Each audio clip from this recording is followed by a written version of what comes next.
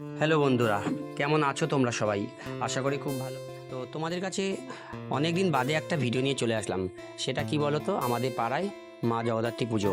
হ্যাঁ, ঠিকই দেখতে পাচ্ছ, এটা আমাদের একটা জাগ্রত মায়ের জগদ্ধাত্রী পুজো।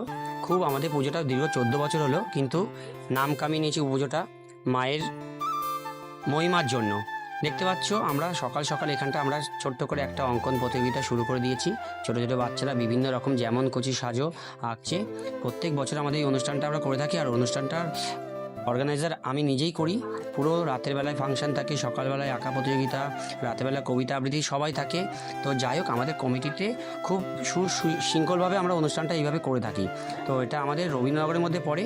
তো বিভিন্ন সবাই চলে আসে দূর দূরান্ত থেকে, মানে ছবি আঁকতে চলে আসে বিভিন্ন জায়গা থেকে। খুব সুন্দরভাবে আঁকা প্রতিযোগিতা হয়। তো কি বলবো গাইজ, অনেক দিন বাদে ভিডিও তোমাদের কাছে নিয়ে আসলাম।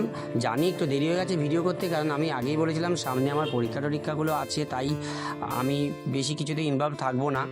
তবুও আমি পুজোতে এবারে যাওয়ার আমার কোনো ইচ্ছাই ছিল না, কিন্তু এবারে তাও মা টানলো আমাকে, তাই পুজোর কাছে আমি গেলাম।